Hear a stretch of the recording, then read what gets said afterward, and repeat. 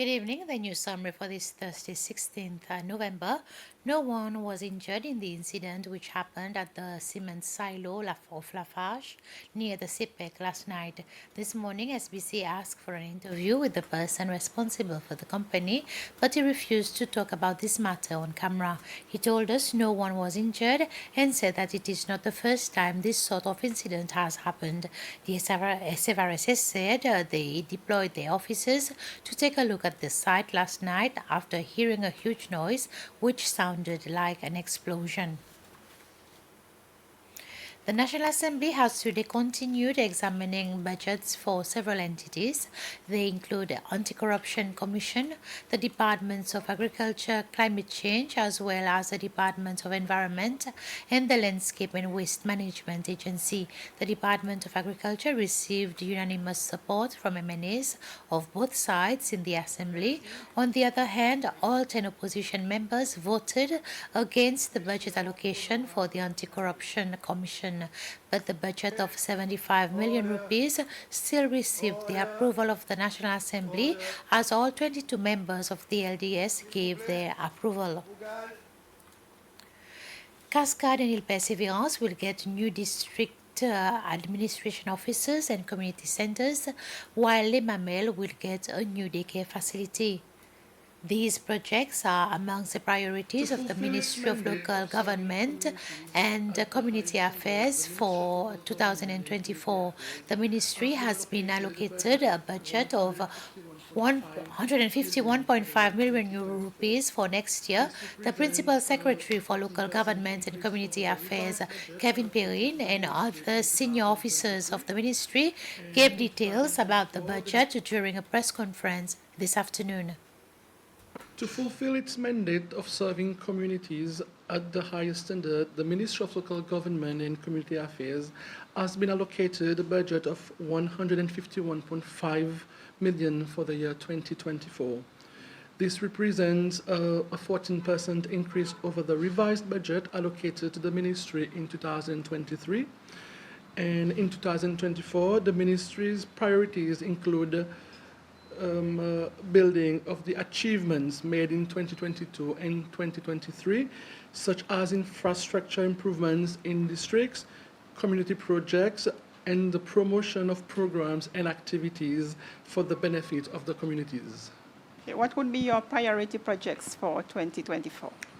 All the projects are very important for us, but we are really pushing for the Perseverance, for the construction of the Perseverance District Administration Office and Social Center, as well as the new DA's office for Cascade and the new daycare center that will be built at the Les Mamelles district.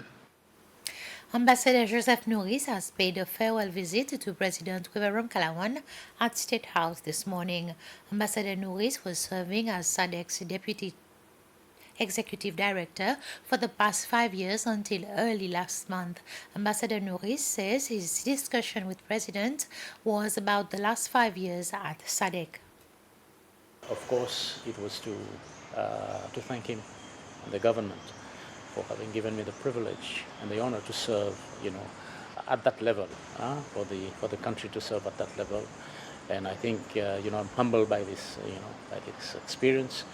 And also it is a place where you gain a lot of experience. When I started there, when I was in Seychelles, so I thought that, in SADC, but there had been so much exposure and so much to, even at that level, to learn new things.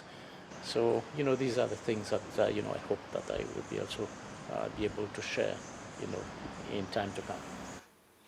Grand Cas has given bed sheets, caps, and scrubs with cartoons and a projector to pediatric nurses and doctors for the project-friendly operating theatre.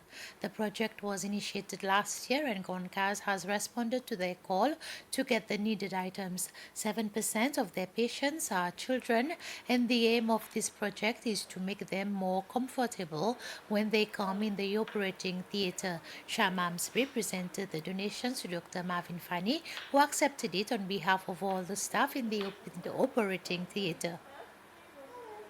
We understand that surgery at any age can be very daunting experience. However, for the little ones, the anxiety and the fear can be particularly overwhelming. And so this project has become such a vital initiative where we are concerned. We know that at the Seychelles Hospital, the pediatric operating team cares for approximately 8 patients per week, aged between 0 to 12 years old, and that is very, very young. So we believe that they deserve an environment that is not only medically advanced, but also tailored to their unique needs and their unique fears. That's why we've chosen to support this project. These items, these resources that we've donated, they're not just items, they are instruments of comfort.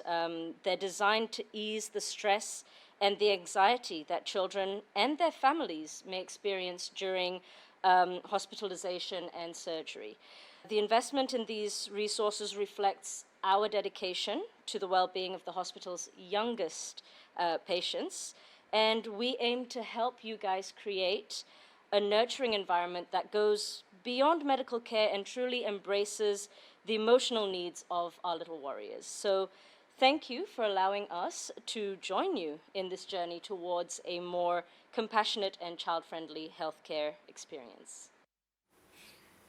To increase knowledge and capacity, the workforce of the Division of Elderly and Disability, the division in collaboration with the Commonwealth Human Rights Unit have organized a capacity building session. Participants included workers of the division and care home administrators. It was 3 representatives of the Commonwealth Rights Unit who facilitated the session. Participants learned more about the state of protection of the rights of the elderly persons and disabled persons in care homes in the country and discussed in groups about challenges they face in their jobs and care homes. We are looking to really strengthen capacity around the Convention on the Rights of Persons with Disabilities, making sure that all the different stakeholders that are attending today's workshop are able to implement the content of that convention, put it into practice, and really provide care home administrators with the practical skills to ensure that persons with disabilities and elderly groups are really protected. We'll obviously provide theory around what is good, what is not, but then do some activities as well that will ensure that the attendees, that the delegates here are also putting that into practice. So we'll have some group activities, we'll have good dialogue, we'll instill some best practice. I guess it always helps to have a different perspective on things. My team at the Commonwealth Secretariat work quite closely with the human rights mechanisms across the world. So it's also always nice to sort of exchange best practice from outside the country. That's the end of this news summary. Join me at 8 for the news bulletin in Creole. Until then, have a pleasant evening.